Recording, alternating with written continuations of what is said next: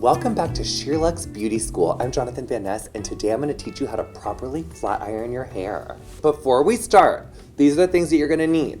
A flat iron, heat-resistant brush or comb, and you'll want some clips. As opposed to going like this and then flat ironing this and then working your way up, a major way to save time is to pre-section your hair so you don't have to keep making new sections. So the first section I'm gonna do is up here, a little bit of a U, so it's like this. Put that away. Then I'm gonna take another horseshoe section and I'm gonna clip this up. So now all we have is this hair underneath to flat iron. Your hair is gonna come out of the flat iron the same way it went in.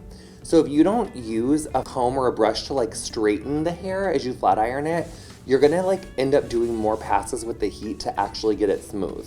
See how it's still a little puffy, still a little frizzy? Watch how much better it is when I put a brush right after it.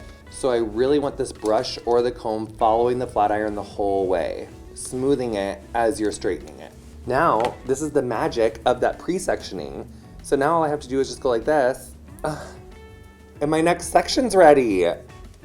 So you can really just get it slayed without having to take so many passes. If you need to straighten your hair, then you need to hit it with the flat iron, right? So if you have curly roots, you're gonna need to take it to your roots. But if you want more volume, then I would say don't flat iron it all the way up to the root because it's gonna take a little bit of the volume away. And then also notice, I'm not flat ironing out here. I like to iron it in the direction that it's gonna lay.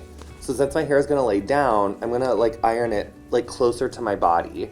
I'm not going out here. We're gonna go down. Because if you set it out, it's always gonna wanna stick out. The curlier or more textured or more frizz prone your hair is, you want it to be hotter. If you have finer hair that is not as frizz prone, then you can go not as hot. You also need to make sure that you have heat protected in from the jump or you are gonna burn your hair.